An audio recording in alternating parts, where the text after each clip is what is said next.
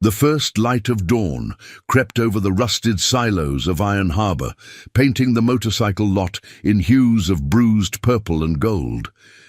Jax Mercer, 38, and built like the wreckage of a storm, kicked the stand down on his battered Harley with a grunt that echoed off the chain-link fence.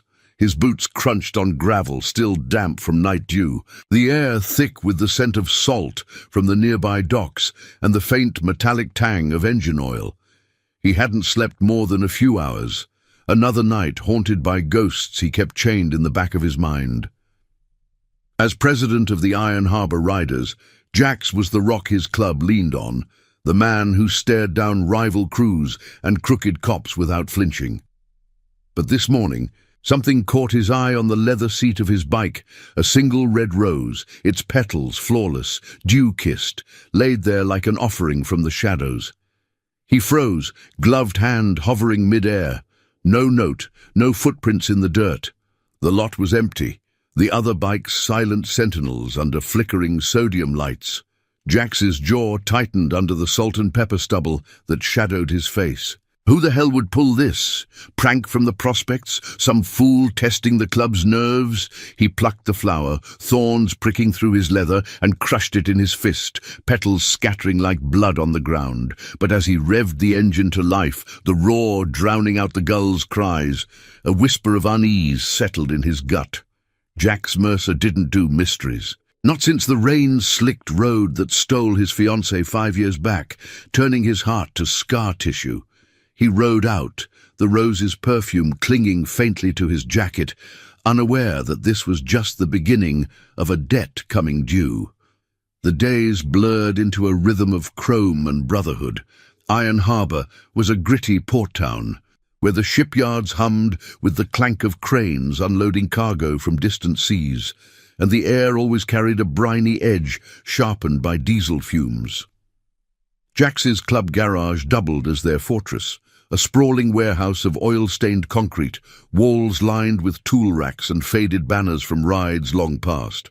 Mornings started the same, coffee black as midnight in dented mugs, banter over torque wrenches, and the low growl of engines warming up for whatever job the day threw their way, hauling scrap, guarding shipments, or just patrolling the back roads to keep the peace. The riders were the unspoken law in a place where badges often bent. But every dawn, without fail, another rose waited on his seat. By the third day, Jack scanned the lot with narrowed eyes, the rose's stem wrapped in damp tissue as if freshly cut. He pocketed it this time, saying nothing to the crew. "What's got you twitchy, Prez?" rumbled Tank, the club's enforcer, a mountain of a man with a beard like tangled rebar, as they welded a frame in the shop. Jax shrugged, the weight of his cutter, patched with the Iron Harbor skull, settling heavy on his shoulders. Nothing. Rats in the alley, maybe. But inside, the puzzle gnawed. He'd checked the security cams himself. Grainy footage showed only wind rustling the fence at 4 a.m. No figure, no vehicle. The roses were perfect, velvet red, no wilting edges, smelling of earth and something sweeter, like a garden hidden in the industrial sprawl. Word spread quietly among the brothers. By week 1, the joke started. "Someone's sweet on the Ice King," teased Rico, the wiry mechanic with tattoos snaking up his arms like vines as he handed Jax a wrench. Laughter rippled through the garage, the clang of metal on metal punctuating their ribbing. Jax, known for his unyielding calm since the accident that left him with a jagged scar across his ribs, just grunted and kept working. Emotions were luxuries he couldn't afford. The club was his anchor, 25 men bound by oaths, forged in fire and forgotten wars. They'd pulled him from the wreckage of his old life, given him purpose when grief threatened to swallow him whole. But these flowers, they felt like cracks in the armor, reminders of vulnerabilities he'd buried deep. 3 weeks in, the roses had become a ritual Jax couldn't shake. He'd started keeping them in a mason jar on his workbench, hidden behind stacks of parts, their numbers climbing like silent accusations. 7, 10, 15. The crew noticed the shift in him. the way his gaze lingered on the lot at dusk, or how he'd ride slower through the neon-lit streets, eyes scanning alleyways. One evening, as the sun dipped low and cast long shadows over the harbor's cranes, Jax sat alone on his bike, the engine ticking cool. The latest rose lay in his palm, its petals catching the dying light. Why him? Why now? The town whispered of old legends, the riders as guardians, honoring promises from battles long faded, but Jax had left his own vows in the rear view after the crash. His fiancée's laugh, her hand in his, all lost to twisted metal and pouring rain. He'd promised her forever, fate had other plans. That night, thunder rolled in from the sea, the sky splitting open with sheets of rain that hammered the warehouse roof like gunfire. Jax wiped grease from his hands. The crew dispersed to their homes or the dive bar down the block. He stepped out into the downpour, jacket zipped against the chill, and that's when he saw her. A figure in a hooded raincoat, slight and soaked, darting from the bus stop across the street. Lightning flashed, illuminating the empty lot, his bike alone under the awning. But as she approached, slipping on the slick gravel, Jax tensed. She wasn't club, too young, too fragile in the storm. She reached his Harley, hands trembling as she pulled something from her coat, a rose red as fresh blood, placing it carefully on the seat before turning to flee back into the rain. "Hey!" Jax's voice cut through the roar, boots splashing as he closed the distance. She stumbled, hood falling back to reveal a face pale and determined, dark hair plastered to her cheeks. 17, maybe, with eyes wide like a deer's in headlights. "You, stop!" She froze, rain streaming down her face, clutching an empty florist's bag. No fear in her posture, just a quiet resolve that hit Jax like a punch. "Why?" he demanded, voice low over the thunder. She swallowed, voice barely audible. "Because you don't remember, but I do." The words hung between them, heavy as the storm, as lightning cracked overhead. In that moment, the roses weren't a mystery anymore. They were a bridge to a night Jax had tried to forget, a promise pulling him back from the edge. The garage lights flickered in the distance, the club's haven waiting. But Jax felt the world tilt. This girl, this stranger with rain in her lashes, carried a piece of his past he'd thought drowned forever. As she backed away, pulsera glinting on her wrist, a thin silver chain with a faded charm, he recognized it. Hospital issue, from a night of flames and screams. His hand went to his scar, the rain mingling with a sudden heat in his chest. The rider's code was clear: honor the debt, protect the innocent. But this was personal, a thread unraveling years of stone. He let her go into the night, the rose wilting on his seat, knowing dawn would bring more than flowers. It would bring truth, and with it, the kind of reckoning that could shatter a man or remake him whole. The rain pounded relentlessly, turning the gravel lot into a churning sea of mud and shadows. Jax stood there, water sluicing off his broad shoulders, his eyes locked on the girl as she retreated into the storm. Her words echoed in his skull like distant thunder. "You don't remember, but I do." The silver bracelet on her wrist caught another flash of lightning, its faded charm twisting like a ghost in the downpour. He knew that band, issued in the chaos of emergency rooms, the kind that marked survivors of nights no one walked away from unchanged. His own scars burned under his wet shirt, a map of fire and regret from that cursed highway years ago. Jax Mercer wasn't a man who chased phantoms, but this one had just slipped through his fingers, leaving only the scent of wet earth and roses in her wake. He turned back to his Harley, the rose now sodden and bruised on the seat, petals bleeding color into the leather. With a curse swallowed by the gale, he mounted up, the engine snarling to life beneath him. The ride home was a blur of blurred taillights and slick asphalt, the harbor's fog lights smearing like tears across the windshield of passing trucks. Iron Harbor's streets wound tight at night, neon signs from dive bars flickering warnings to stay clear. Jax's mind raced ahead of the bike, piecing fragments. The accident, the flames, the child's cries cutting through the smoke. He'd pulled her out, yeah, tiny thing, coughing and wide-eyed, then her mother, limp and unresponsive. The medics had swarmed, sirens wailing into the dawn, but Jax had faded out on a stretcher, burns licking his side, before names were exchanged. Woke up in a hospital bed alone, discharged himself against orders, and rode away from it all. Buried the memory under layers of club runs and cold steel. Now this girl, Nina, her name flickered unbidden from some half-forgotten report, had dragged it back, petal by petal. Dawn broke grey and unforgiving over the club's warehouse, the rain reduced to a persistent drizzle that dripped from the eaves like hesitant confessions. Jax arrived early, his boots leaving muddy prints as he crossed the lot. The brothers trickled in soon after, Tank hauling a crate of parts, Rico nursing a thermos of coffee that steamed in the chill air. The garage hummed to life, air compressors hissing, sparks flying from welders as they prepped bikes for a scrap haul down the coast. Jax busied himself at his workbench, the mason jar of roses, now a stark sentinel amid the clutter of bolts and rags. 16 stems, each a silent question. He hadn't told them yet about the girl. Words felt too raw, too close to the fractures he'd sealed shut. Tank lumbered over, wiping sweat from his brow with a forearm the size of a log. "You look like hell warmed over, Prez. That storm keep you up?" His voice was gravel, laced with the concern only brothers shared. No pity, just the straight talk that bound them. Jax nodded curtly, torque wrench in hand, tightening a chain link that didn't need it.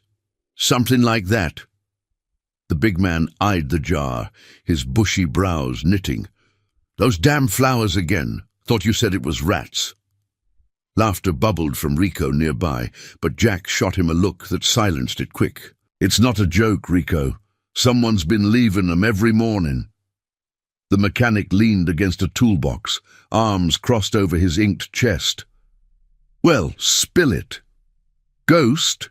Secret admirer? Or you finally piss off the wrong florist?"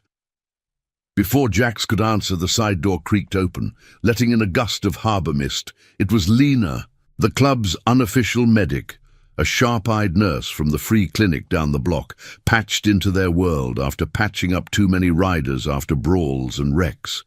She carried a canvas bag slung over her shoulder, her scrub still bearing the faint scent of antiseptic.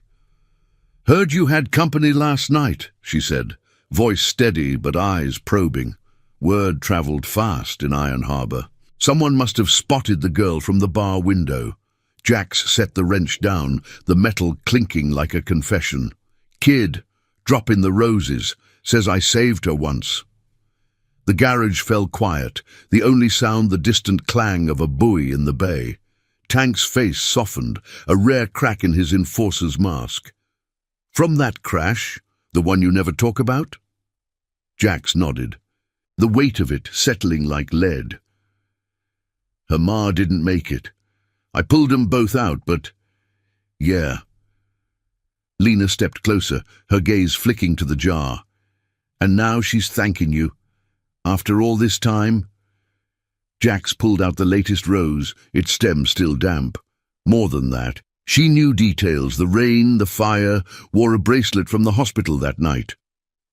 The brothers exchanged glances, the air thick with unspoken oaths. The Iron Harbour Riders weren't just a club, they were a covenant, forged from veterans' scars and the kind of loyalty that outlasted blood. They'd stood by Jax through his darkest ride after the fiancée's death turned him hollow. Now, this debt from the past rippled through them like a stone in still water. Rico broke the silence first. "We ride for family, Perez, chosen or not. If she's reaching out, we find her, make it right." The morning stretched into a haze of work and whispers. Jax rode out alone after lunch, the coastal road curving under tires that hummed against wet pavement. The sea crashed against jagged rocks below, salt spray stinging his face, mirroring the turmoil inside. He stopped at the old bridge where the accident happened, a rusted span now flanked by wild roses climbing the guardrails, their thorns a testament to survival. Kneeling there, wind whipping his kuta, Jax traced the scar on his ribs, the skin puckered like forgotten braille. He'd made a promise that night, unspoken, protect the innocent, carry the weight, but grief had twisted it into isolation. Nina's face haunted him now, resolute in the rain, carrying a grief heavier than her years. What else did she hold? Why the silence, until now? Back at the warehouse by dusk, the crew gathered around a scarred oak table in the back room, beers sweating in the humid air. Flickering fluorescent lights cast long shadows, the walls echoing with tales of old runs. Jax laid it out. The crash details pieced from memory, the girl's vague description. She's hiding something, gratitude maybe, but there's pain there. Tank nodded, fist thumping the table softly. We watch the lot. Cams ain't catching her? We will. Lena added, kids like that don't forget. If it's you she found, it's 'cause she looked hard. The decision hung unspoken. The club would stand with him, unravel this thread of the past. As night fell, stars pricking the velvet sky over the harbor, Jax stared at the jar. 17 roses now, each a petal of reckoning. Tomorrow, he'd seek her out, not as the stone-cold Prez, but as the man who'd once braved flames for a stranger. The road ahead twisted with promise, pulling him toward redemption he hadn't earned, but couldn't refuse. And now, I invite you to leave in the comments where you're watching from and the exact hour you heard this story. We wish to know how far these northern confessions travel, and at what moments they reach you. The warehouse lights buzzed like distant hornets as Jax pushed through the side door, the night's chill clinging to his jacket like an uninvited shadow. The scarred oak table still bore the faint rings from their beers, the air heavy with the residue of cigarette smoke and unspoken resolve. He'd barely slept, the stars mocking him through the cracks in his trailer ceiling, visions of flames and a child's gasp, replaying in endless loops. 17 roses now mocked him from the jar, their petals curling slightly in the humid confines of the garage. Dawn was hours away, but waiting felt like surrender. Jax grabbed his keys, the metal cold against his palm, and fired up the Harley with a throttle that shattered the quiet. The engine's roar was a lifeline, pulling him into the pre-dawn streets where fog rolled off the harbor like breath from a sleeping giant. Iron Harbor stirred reluctantly under the sodium glow of street lamps, delivery trucks rumbling toward the docks with loads of fish crates that reeked of brine and scales. Jax wove through the empty avenues, his mind a storm of fragments, the girl's resolute eyes in the rain, the silver bracelet's glint, the way her voice cracked on those 4 words. He'd saved lives before, pulled brothers from wrecks, stood vigil in hospital corridors. But this felt different, like a debt he'd forgotten to pay interest on. The coastal road curved toward the town's edge, where clappered shops huddled against the wind, their awnings flapping like weary flags. He didn't know her name yet, but the florist's bag she'd clutched gave him a thread.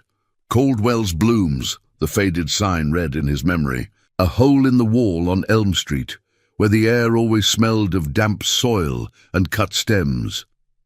He killed the engine a block away, boots silent on the cracked sidewalk as he approached on foot. The shop was dark, shutters drawn, but a faint light leaked from the back alley, where trash bins overflowed with wilted leaves and ribbon scraps. Jax leaned against a lamppost, the iron cool through his kuta, watching the shadows. Minutes stretched into an eternity, the only sound the lap of waves against pilings and the occasional creak of a dumpster lid in the breeze. Then, movement, a figure emerging from the rear door, slight and bundled in an oversized hoodie, locking up with hands that moved too precisely for exhaustion. She paused, sensing him perhaps, her head tilting like a bird's before she bolted down the alley. "Nina!" Jax called, the name surfacing from that hazy report in his mind, low and steady to cut through the fog. She froze mid-stride, shoulders tensing, then turned slowly, her face half hidden under the hood. Up close in the dim light she looked even younger, 17 going on weary, with faint shadows under eyes that held too much for her years. "How'd you—" she started, voice a whisper edged with wariness, clutching a backpack like a shield.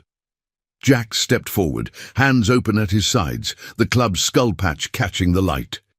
"The bag last night, this place, and yeah, I remember a name from the medics, Nina Caldwell." Her breath hitched. A small sound lost in the night, and she nodded once, sharp. "You weren't supposed to find me. Not like this." They stood there, the alley a narrow confessional between brick walls, slick with mist. Jax's scar itched under his shirt, a phantom burn urging him on. The roses, 3 weeks of 'em, why not just say it? Nina's gaze dropped to her scuffed sneakers, tracing a crack in the pavement. "I tried. After the accident, I mean. Drew pictures for the police, described your tattoos, the way you smelled like smoke and leather. But you were gone by morning. No name, no trace. Mom." She didn't make it, and I bounced between aunts, schools, places that blurred together. Her words tumbled out, halting at first, then gaining momentum like a bike downshifted on a hill. The rain from the night before had left puddles that reflected fractured streetlights, mirroring the breaks in her story. Jax listened, the weight of it settling in his chest like engine sludge. He'd ridden away from that hospital bed, burns bandaged but soul raw, chasing the horizon to outrun the guilt. "I pulled you out first," he said quietly, voice rough as gravel. "You were coughing, eyes so big. Your ma. She was trapped bad. I got her free, but the fire." He trailed off, the memory's heat rising unbidden. Nina nodded, pulling back her sleeve to reveal the bracelet, its charm etched with a faded heart. This was hers. Hospital gave it to me when they said she was gone. I kept looking for you. Years. Saw a picture in an old paper. Club ride. Your face in the back. Knew it was you. The roses, they're from her garden. She loved them. Red ones always. I work here to buy 'em fresh. It's like leaving a piece of her where you are. The confession hung between them, fragile as the fog swirling at their feet. Jax felt the club's code stir in his veins, honor the fallen, shield the living, but this was deeper, a thread tying his isolation to her quiet vigil. Why now, after all this time? Nina's eyes met his, steady, despite the tremor in her hands. "School's ending soon. I'm leaving for the city nursing program. Wanted to say thank you before I go, and to tell you her name, Elena Caldwell." She whispered it to me in the car, before the smoke. A tear tracked down her cheek, unnoticed in the mist.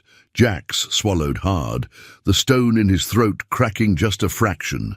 He'd carried faceless ghosts. Now one had a name, a face, a daughter's devotion. Footsteps echoed from the street. Rico, scouting as promised, his silhouette broad against the lamplight. "Prez? Everything square?" Jax raised a hand, signaling all clear, but the moment shifted. Nina tensed, glancing between them. "Your club. They know?" Jax nodded. "They're family, chosen kind. If you're leaving a debt settled, they stand with it." She hesitated, then reached into her backpack, pulling out a folded paper, edges worn soft. "This, her certificate. I carry it. Proof, I guess." She pressed it into his hand, fingers brushing his calluses. Warm. Alive. The paper crinkled under his grip, ink faded but words clear. Elena Caldwell, departed in flames and rain. As Rico approached, Nina backed away, hood up again. "Tell them. The roses were for both of you, for saving what was left." She vanished into the fog before Jax could respond, leaving the alley emptier than before. He unfolded the paper under the lamppost's glow, the stark lines blurring slightly. Elena's name, the date, a night he'd marked as his own breaking point. Rico clapped a hand on his shoulder, voice low. "She the one?" Jax pocketed the certificate, the weight of it anchoring him. "Yeah, and it's bigger than gratitude." They mounted up, engines harmonizing in the dawn's first light, heading back to the warehouse where the brothers waited. The jar would hold 18 roses by morning, but now they carried more than petals, a legacy of quiet sacrifice, binding the club in tears yet to fall. The road twisted ahead, not toward escape, but toward the family forged in fire's aftermath. The warehouse doors groaned open under the weight of the morning sun, spilling Jax and Rico into the garage like survivors from a midnight raid. The air inside was already thick with the acrid bite of welding torches and the oily hum of compressors, but the usual banter fell silent as the brothers caught sight of them. Tank straightened from under a lifted chopper, his massive frame casting a shadow across the concrete floor, while Lena paused mid-stitch on a torn leather saddle, her needle hovering like a held breath. Jax's boots echoed heavier than usual as he crossed to the scarred oak table, the folded certificate burning a hole in his pocket. 18 roses waited in the jar on his workbench, their crimson heads bowed as if in mourning, the latest one still dewy from the alley's mist.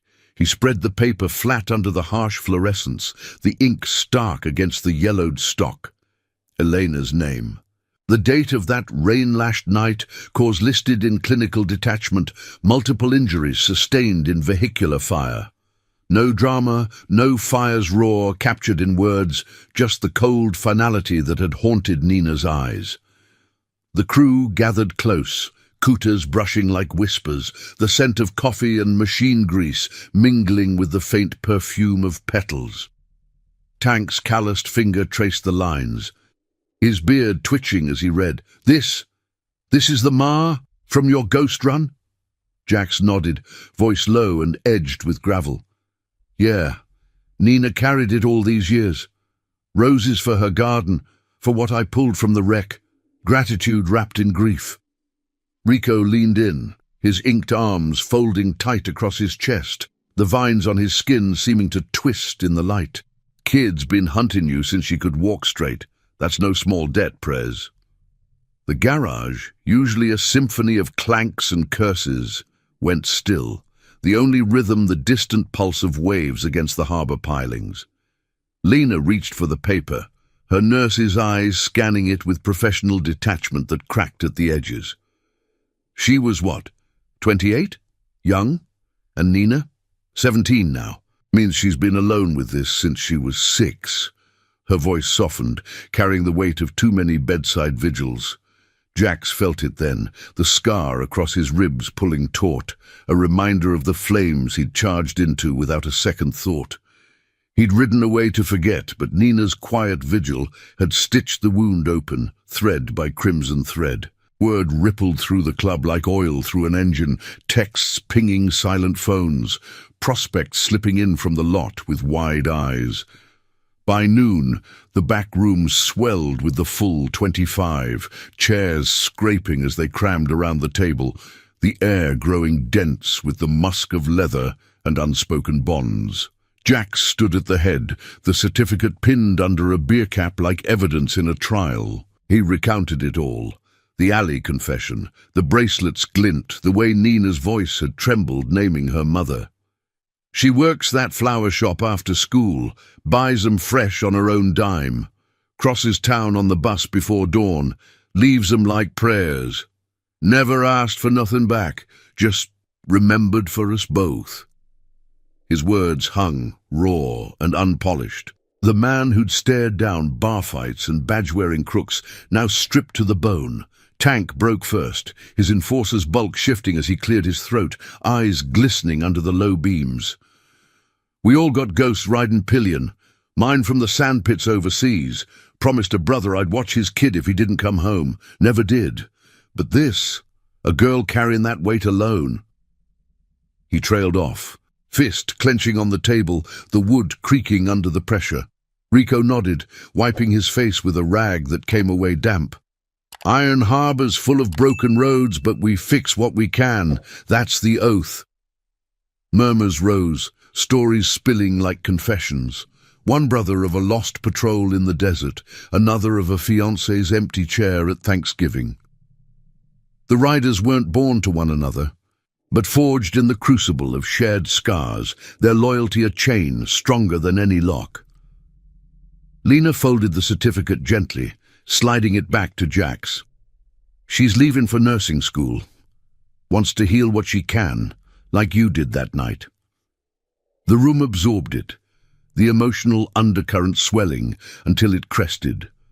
A prospect in the corner, fresh-faced with a prospect patch still stiff, let out a choked sound, shoulders shaking.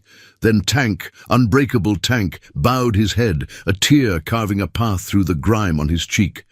It spread like wildfire, Rico's laugh turning to a sob, veterans clasping arms in silent solidarity.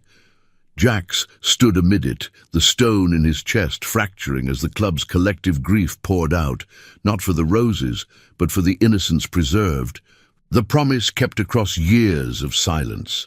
The air hummed with it, a catharsis long overdue, binding them tighter in the face of a world that chewed up the vulnerable. As the sun slanted low through the grimy windows, casting golden bars across the tear-streaked faces, Jax pocketed the paper again. We don't let this end in an alley. Nina's family now, chosen, like us. We'll see her off right. Make sure the road ahead's clear. Nods rippled through the group, resolve hardening like cooling steel. The garage stirred back to life outside, engines coughing awake, but inside, the moment lingered, a reckoning that washed away years of dust. Jack stepped out into the fading light, the harbor's salt breeze cooling the heat in his veins. 18 roses, and counting. But now they bloomed with purpose. The club had wept, not from weakness, but from the raw honor of debts repaid in quiet, enduring ways. Tomorrow they'd ride for her, honoring Elena's memory and Nina's courage, the Iron Harbor riders unbreakable in the face of forgotten fires. If this chapter moved you, smash that like button. It helps these stories reach more hearts in need of redemption. The salt-laced wind off the harbor whipped through the open warehouse doors, carrying the faint toll of a buoy bell like a mournful dirge. Jax Mercer leaned against the scarred oak table, the certificate from Elena Caldwell now tucked into his inner pocket, its edges pressing against his chest like a heartbeat from the past. The brothers had scattered after the tears, some to their bikes, others to quiet corners of the garage where wrenches became distractions from the raw ache, but the air still hummed with their shared catharsis, the concrete floor bearing fresh boot prints like footprints in emotional sand. Jax's eyes drifted to the mason jar on his workbench, 18 roses standing sentinel, their petals of vivid accusation against the grey dawn threatening to break. He couldn't sit idle. The club's resolve had ignited something in him, a spark long smothered under layers of scar tissue. With the sun cresting the silos, painting the lot in reluctant gold, Jax fired up his Harley, the engine's rumble vibrating through his bones like a vow renewed. The ride to Elm Street was deliberate, the coastal road unfurling under tires that gripped the damp asphalt. Sea spray misting his visor. Iron Harbor's morning stirred, fishermen hauling nets at the docks, their calls mingling with the cry of gulls wheeling overhead, the air sharp with iodine and fresh-caught cod. Caldwell's Blooms came into view, a modest storefront wedged between a pawnshop and a laundromat, its window boxes overflowing with late-season blooms that defied the industrial grit. Nina was there, visible through the glass as she arranged stems in buckets, her movements precise despite the shadows under her eyes. School backpack slung over one chair, florist's apron tied loose around her waist. She looked smaller in the daylight, a girl piecing together a life from clipped thorns and watered soil. Jax killed the engine across the street, the sudden silence, amplifying the tick of cooling metal. He crossed the pavement slowly, boots scuffing against the curb, pausing at the door where a brass bell jingled softly as he pushed inside. The shop enveloped him in warmth. The earthy tang of potting soil, the sweet undercurrent of roses, and the faint hum of a cooler in the back. Nina looked up, her hands freezing mid-snip on a pair of shears, eyes widening in a mix of recognition and guarded hope. "Mr. Mercer," she said, voice steady but soft, setting the tool down with deliberate care. No fear, just the quiet poise of someone who'd faced down flames at 6. Jax removed his helmet, tucking it under one arm, the club's patch on his scooter catching the light, filtering through lace curtains. "Nina, last night. The brothers know now, about Elena, about you." He pulled the certificate from his pocket, unfolding it on the wooden counter scarred from years of bundles and payments.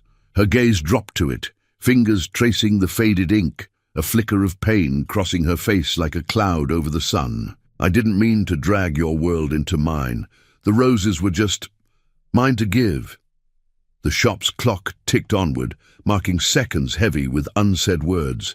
Jax leaned on the counter, the wood cool under his palms, inhaling the floral symphony that masked deeper sorrows.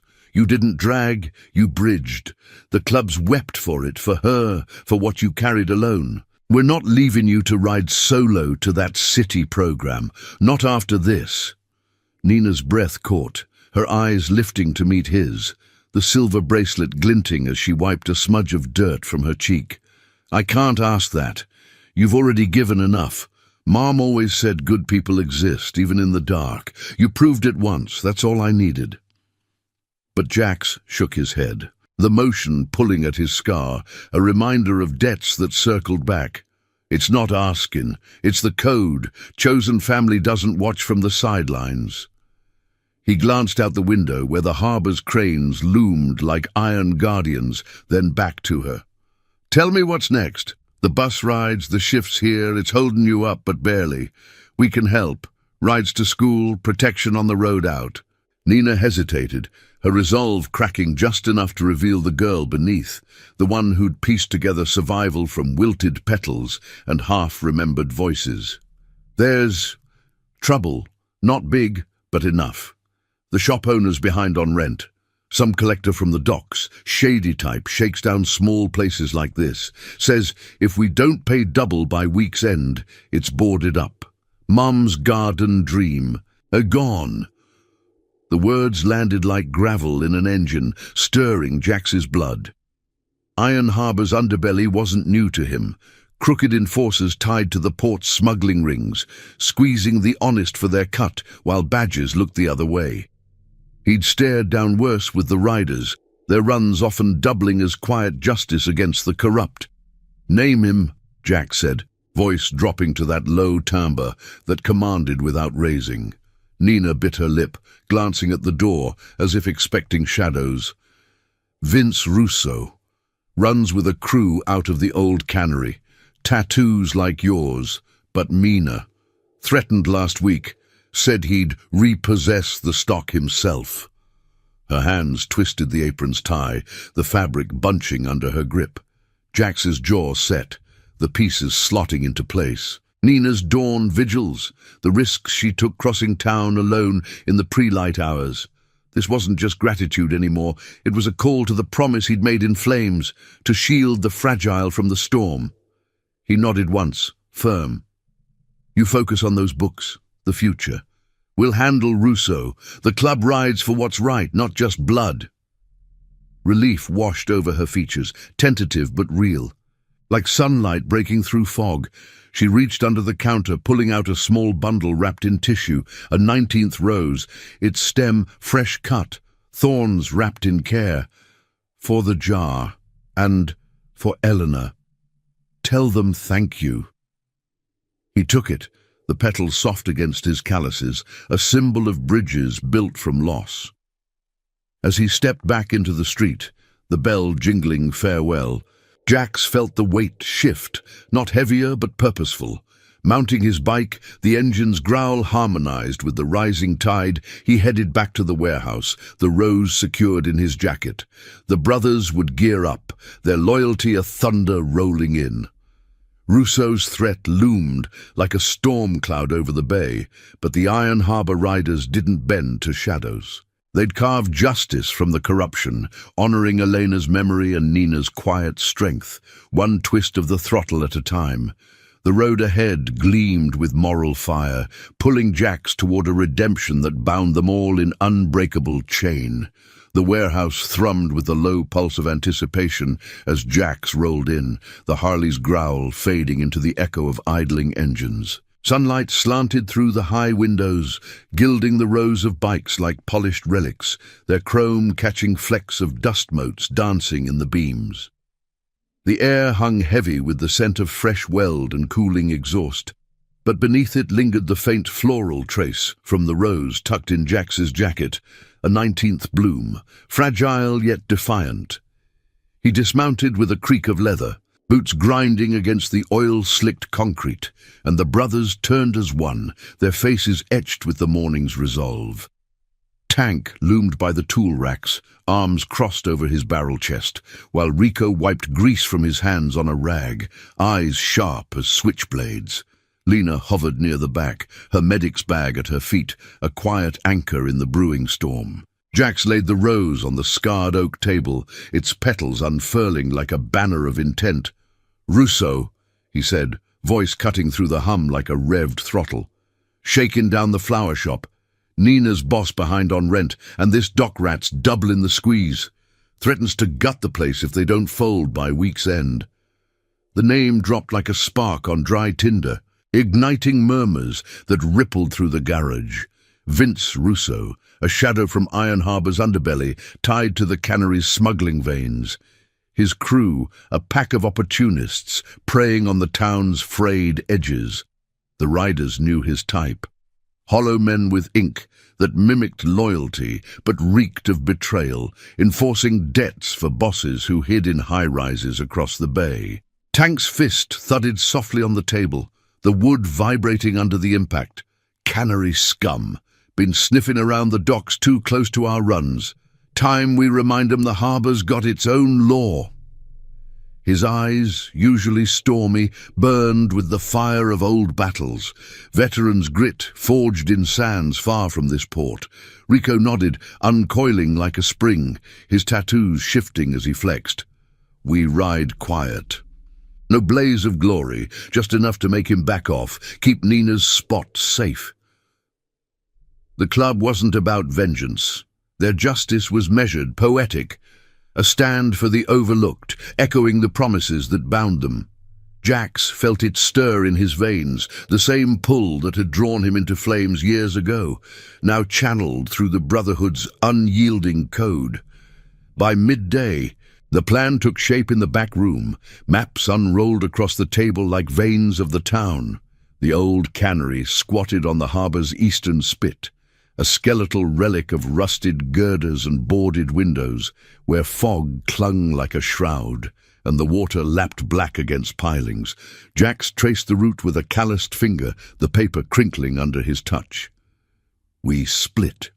Half watch the shop from afar, ensure no surprises. Rest of us meet Rousseau at his usual haunt, the Anchor's End bar, after dark. Talk first. If he pushes, we show teeth." Nods circled the table, the air thickening with the musk of leather and determination. Prospects geared up with fresh chains and subtle reinforcements, while Lena prepped a kit for any fallout, her steady hands a testament to nights spent mending what the world broke. As dusk bled purple across the sky, the convoy assembled in the lot, 20 bikes forming a silent phalanx under the flickering lot lights. Engines whispered to life, a chorus of restrained thunder that vibrated through Jax's chest, syncing with the scar's faint pull. He led the ride out, the coastal road winding like a serpent under tires that hummed against cooling pavement. The harbour lights twinkled in the distance, buoys swaying like hesitant lanterns, the salt breeze carrying whispers of brine and distant storms. Iron Harbour at night, was a labyrinth of shadows, neon from bars bleeding into alleys, the occasional horn from freighters slicing the fog. Jax's mind drifted to Nina's face in the shop, resolute yet weary, her bracelet a silver thread linking past to present. This wasn't just for the roses anymore. It was for Elena's garden, for the girl who'd bloomed from ashes, carrying gratitude like a shield against the encroaching dark. The anchor's end materialized from the mist.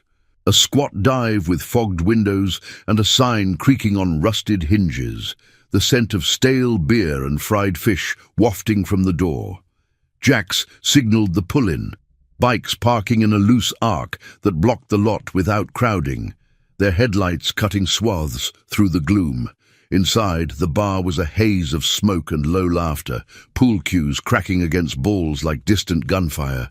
Russo held court at the back booth, a wiry man with a shaved head and tattoos snaking up his neck, skulls and anchors, cheap echoes of the rider's own ink. Two goons flanked him, their postures tense as coiled ropes, nursing drinks that sweated rings on scarred wood. Jax entered alone first, the door swinging with a groan, his kuta settling heavy on his shoulders. The room quieted fractionally, eyes flicking his way before returning to their games. He approached the booth, boots thudding softly on the sticky floor, the air thick with the tang of spilled whiskey. "Russo," he said, voice level, pulling out a chair without invitation. The man looked up, sneer curling his lip, recognition dawning like a bad omen. "Mercer, Iron Harbor's watchdog. What, club slumming it tonight?" "Ah." His laugh was bark without bite, but his eyes darted to the lot where shadows of bikes loomed. "Word's out you're leaning on Caldwell's blooms," Jax replied, leaning forward, elbows on the table's edge. "Small shop hard worker, not your play." Russo's face hardened, fingers drumming a rhythm on his glass. "Rent's rent. Boss says double or they're out. Kid's boss owes big. Ain't my call." The lie hung thin, laced with the corruption that festered in Iron Harbor's ports, where honest toil got crushed under boot heels. Jax's gaze didn't waver, the club's code a steady flame in his chest. "Walk it back, or we make it our business. The girl's got enough shadows without yours." Tension coiled in the booth, the goons shifting, but Jax held the line, his presence a wall of quiet authority. Outside, the brothers waited, engines idling like patient beasts, the sea's murmur underscoring the standoff. Russo's sneer faltered, calculating the odds, the rider's reputation for standing firm against the tide. "Fine," he muttered finally, waving a hand. "Tell the florist they've got till month's end. No extras." It wasn't surrender, but a retreat, bought with the weight of unspoken threats and the moral steel that backed them. Jax rose, the chair scraping like a punctuation, and stepped into the night, the cool mist kissing his face. The convoy reformed, throttles easing into a rumble that faded toward the warehouse, victory tasting of salt and resolve. Back under the garage lights, the crew debriefed in hushed tones, the rose jar now claiming its new addition amid nods of approval. Jax felt the fracture in his armor mend slightly, the debt to Nina and Eleanor edging toward balance. But as stars wheeled overhead, a faint unease lingered. Russo's back-down was temporary, the harbor's corruption a deeper current. The road to full redemption twisted on, pulling the riders toward one final stand, where loyalty would forge their legacy in unyielding light. The warehouse lights hummed like a fading heartbeat as the convoy rolled back in under the cloak of night, the engine's rumble dissolving into the harbor's ceaseless whisper. Jax dismounted first, the Harley's stand kicking down with a metallic sigh, his boots sinking into the gravel still warm from the day's sun. The air carried the sharp tang of exhaust mingled with sea salt, a reminder that Iron Harbor never truly slept, its undercurrents always churning beneath the surface. The brothers followed suit, cooters rustling as they gathered in a loose circle under the lot's sodium glow, faces shadowed, but eyes alight with the quiet triumph of the Anchor's End standoff. Tank wiped sweat from his brow, his massive frame casting long silhouettes across the chain-link fence, while Rico pocketed his keys with a nod that spoke volumes. The 19th rose, now safely in the jar inside, stood as a fragile emblem of their stand, not just for Nina, but for the fragile blooms of hope in a town that crushed them underfoot. But Jax's unease hadn't lifted. It coiled tighter in his gut, like a chain slipping on a greasy sprocket. Rousseau's retreat had been too easy, his sneer too calculated, hinting at strings pulled by hands far dirtier than a dockside thug's. Back in the garage, the scarred oak table became command central again, maps spread wide under the fluorescence that buzzed like impatient hornets. Lena joined them, her medic's bag slung over one shoulder, the faint scent of antiseptic cutting through the oil and leather. "He'll bounce back," she said, voice steady as she poured coffee into dented mugs, steam rising like ghosts. "Types like Rousseau don't fold. They fetch bigger dogs." Jax traced the cannery's outline on the map, the paper crinkling under his calloused finger. "Boss is Harlan Tate, old money from the shipping lanes. Rudders through the ports. Rousseau's just the muscle. If we hit the shop again, it's war on his turf." The night deepened, stars pricking the velvet sky over the silos as plans solidified into action. The rider's code demanded precision. No reckless charges, but a measured ride to expose the rot, shielding the innocent without spilling blood. Jax felt the pull of it all, the scar across his ribs aching in sympathy with the ghosts of that rainy highway, Elena's name now a talisman in his pocket. He'd saved Nina once from flames. Now the club would save her future from the shadows that preyed on dreams like hers. Dawn crept in grey and insistent, painting the lot in muted silvers, and by first light the full 25 assembled. Engines harmonized in a low thunder, the convoy snaking out toward the eastern spit, tires humming over asphalt, slick with morning dew. The coastal road twisted like a vein, flanked by dunes where wild roses clung to the wind, their thorns a silent salute to endurance. The cannery loomed from the fog like a forgotten beast, its rusted girders skeletal against the rising sun, waves crashing against blackened pilings with a rhythm that echoed heartbeats. Jax signaled the split. Half the crew, led by Tank, circled wide to watch the florists from afar, ensuring no surprises slithered toward Elm Street.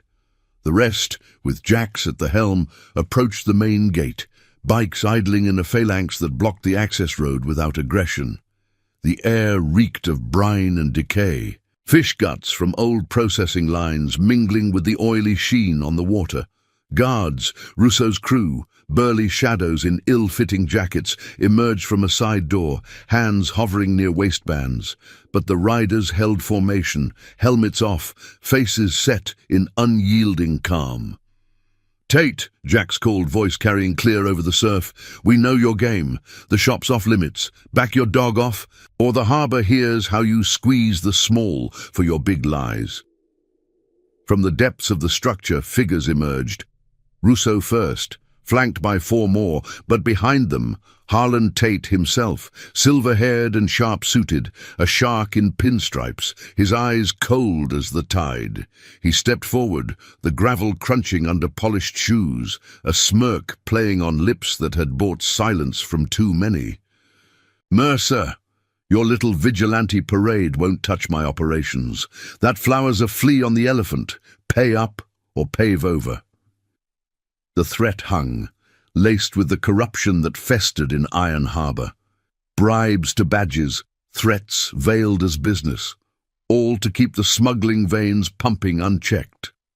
Jax dismounted slowly, the club's skull patch gleaming in the light, his presence a wall of moral steel. "It's not about the rent," It's about the girl, 17, working honest, carrying a loss you can't touch. We got proof, ledgers from the docks, whispers from your own rats. Push this, and it all spills to the light. Tension crackled like static before a storm, the goons shifting, but Tate's calculation flickered. The rider's reputation wasn't bluster. It was forged in stands like this, honoring oaths that outlasted greed. From the tree line, sirens wailed, distant but approaching. Not club-called, but tipped by Lena's clinic contacts, clean badges drawn by the mapped evidence of Tate's web. Panic rippled through the cannery crew, Russo's face paling as he backed toward the shadows. Tate's smirk cracked, hands raising in feigned innocence. Misunderstanding. We'll review the accounts. It was retreat, wrapped in bluster, the deeper current exposed, forcing his hand without a fist thrown. Jax held the gaze, the sea's roar underscoring the victory. Justice not in violence, but in the unyielding light of truth. The convoy reformed under the climbing sun, engines roaring triumph as they wheeled back toward the heart of Iron Harbor. At Caldwell's Blooms, Nina waited on the stoop, backpack ready for her final school day, the shop's sign swinging gently in the breeze. Tank's group pulled up first, and as Jax arrived, she rose, eyes wide with unspoken questions. He handed her the 20th rose, fresh from her own counter, a loop closed. It's done, Tate's backing off, the club's watching, rides to the city, check-ins, whatever you need. You're not riding alone. Tears welled in her eyes, not from fear, but release, the bracelet on her wrist catching the light like a promise fulfilled. The brothers encircled loosely, a chosen guard of leather and loyalty, sharing nods and quiet words that wove her into their fold. As the sun crested high, casting golden paths over the harbor, Jax felt the fracture in his soul mend, not whole, but scarred strong. Elena's certificate rested light in his pocket now, a legacy honored through Nina's bloom. The riders rode out together, a thunder of brotherhood escorting her bus to the edge of town, the road ahead clear of shadows. Iron Harbor's grit endured, but so did its quiet heroes, the ones who kept promises across flames and years, forging family from the ashes. In the jar back at the warehouse, the roses stood eternal, petals of redemption whispering that some debts, once paid, bound souls forever. Thank you for riding this journey with us. If stories of honor and chosen family move you, hit subscribe. We'll keep the tales coming, one promise at a time.